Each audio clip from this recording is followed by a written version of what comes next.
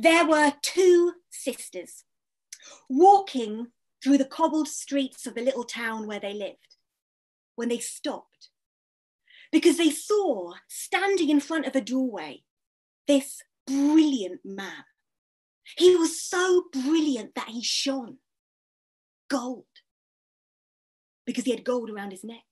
He had gold around his wrists. He had gold upon his fingers. He had gold at his waist, and he was juggling golden balls so fast, it was like he had a golden halo around his face. And the sisters stared. And the man smiled under the warmth of their attention.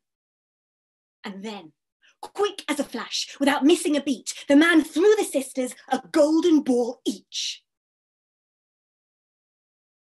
And as they gazed into the golden reflections of their own faces, the man told them that those balls were theirs to keep now, but if they ever lost them, they would be taken away to be hanged. He didn't make the rules. The girls took their balls. And younger sister, she kept her ball to herself. She didn't like anybody else looking at it. She took it out when she was home alone and she played with it and she polished it, but for the rest of the time, she wrapped it in a handkerchief and she kept it in the front pocket of her apron. That older sister, well, she let everyone have a look at hers. She walked down the street, tossing it into the air and catching it with a really satisfying smack of her palm. Sometimes she caught it at the front. Sometimes she caught it at the back when she was feeling fancy. And the lads and the lasses on the street, they called out as she went by and said, "Way! That's a very fine ball you've got yourself there, girl."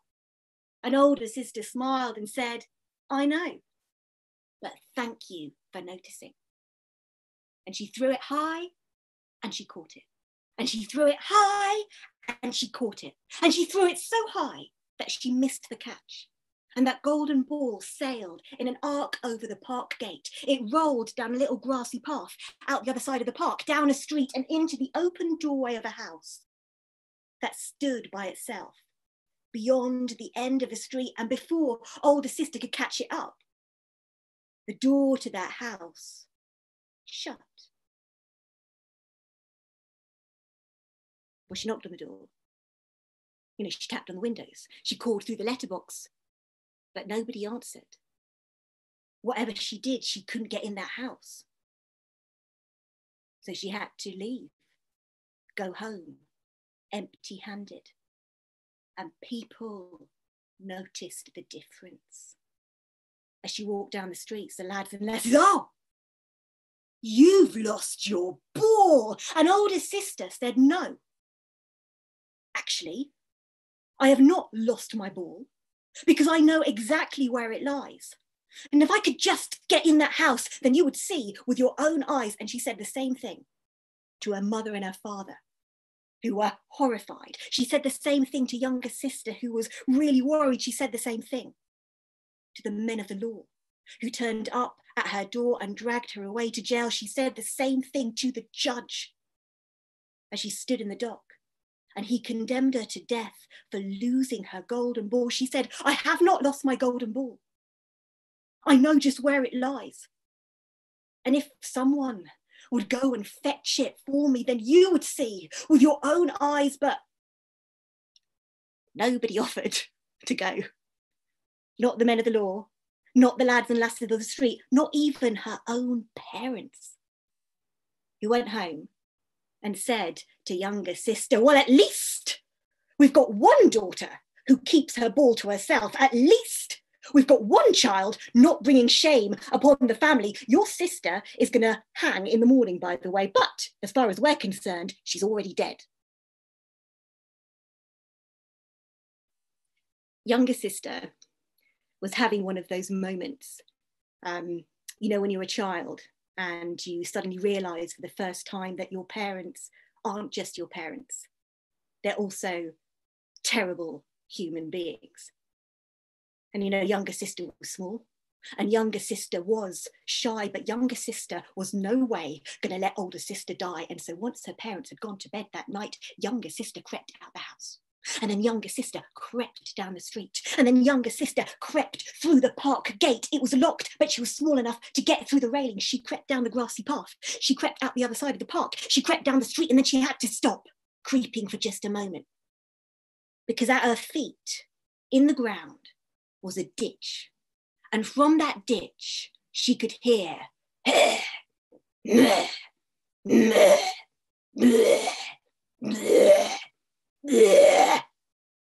was the old woman who lived in the ditch. She was very wheezy. She had a wrinkled, puckered face. She had wrinkled, puckered fingers and hands, and she had a resplendent bonnet. And the old woman asked younger sister what she was doing out alone so late, and younger sister said, I must go and get older sister's ball. And the old woman said, right, okay then, yeah. Well, if you want to get that ball back, you're going to have to stay in that house.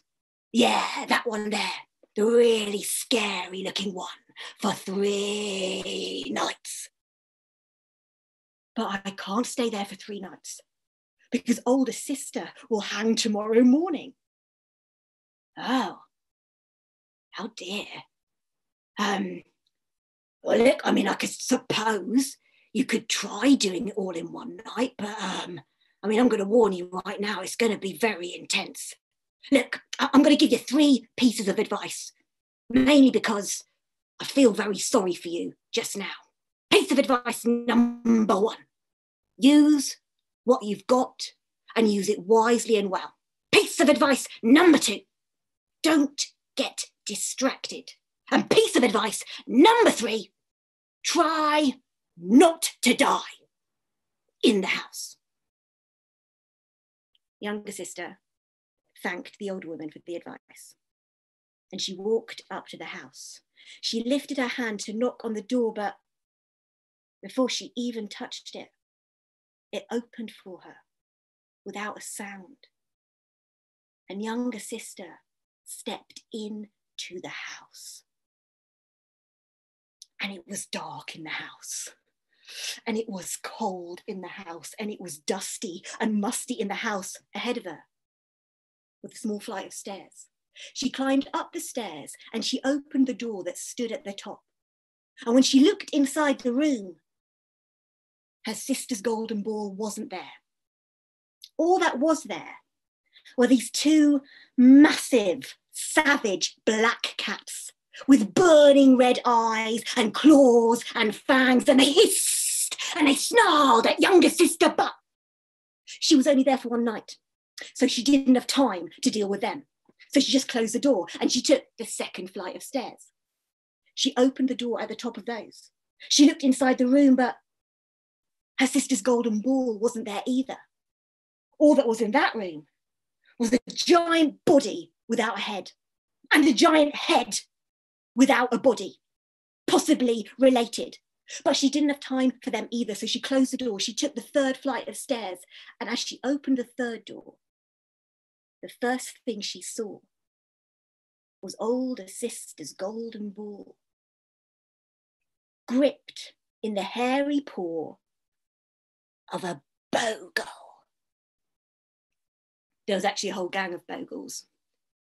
I'm presuming that you know about bogles, like night creatures, hair sprouting out from their faces and their bodies, scaly tails, dribbling and drooling, pretty grim. And they were playing 9-pins. And the pins were human bones. And the ball was older sister's ball. And younger sister said, excuse me, but that ball does not belong to you. You should give it back. And the bogle said, oh, it does belong to us now, actually, because it rolled into our house.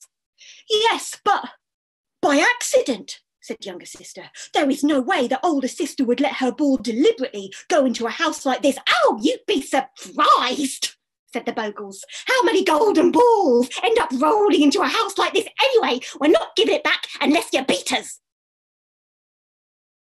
Younger sister looked at the human bones, and she looked at the bogles, and she said, all right, I'll play you. And if I win, I get my sister's ball back. And the bogle said, yes, but if we win, we get yours. So younger sister took out her ball from the pocket of her apron. She unfolded her handkerchief and it glowed gold in the gloom of the room.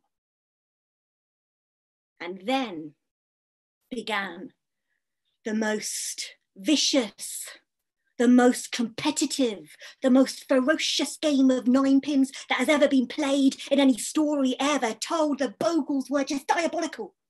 They cheated all the time. They threw instead of rolled, but they had no control over the ball. Whereas the younger sister,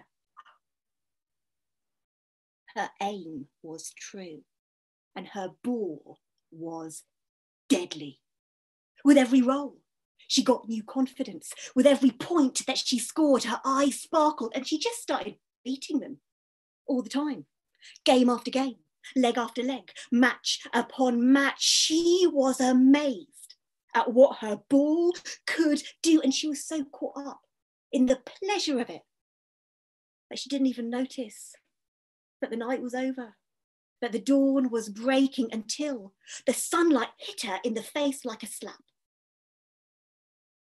And suddenly she realised she'd actually beat the bogles over 100 times by now. She could have left hours ago, and perhaps it was already too late. So she took both the golden balls, she ran out of the house and down that long road towards the town, where older sister was already standing at the scaffold, looking out at the massive crowd of people who'd come to see her hang. There were so many of them, more than she could have ever imagined. People had brought their children. People had brought snacks. There were her parents right at the front with sandwiches. And as the hangman moved towards her, older sister said, please, please, wait. May I speak? And the crowd in front of her hushed, mainly because a lot of them had placed bets on the contents of her last words, so they were really invested. An older sister said, I never lost my golden ball.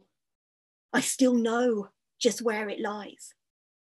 But good people of this town, even if I had, do you really think that for that I deserve to die?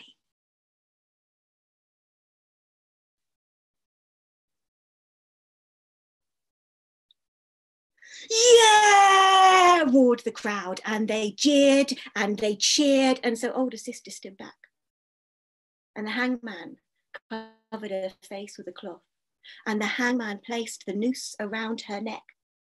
And the next thing that older sister felt was her breath knocked from her body.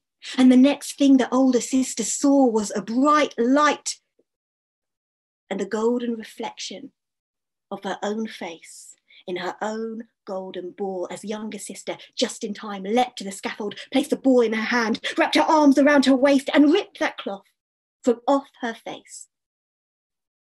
And older sister lifted her ball aloft for everyone to see, and younger sister did it too. The hangman begrudgingly removed the noose from around her neck, and then the two sisters, hand in hand, their balls blazing bright, ran down the steps of the scaffold, past their terrible parents, past the jostling, booing crowd who were so upset that they weren't going to see her hanging, out of the town. And they hit the road, looking for someplace else where themselves and their balls would not be subject to such savage laws.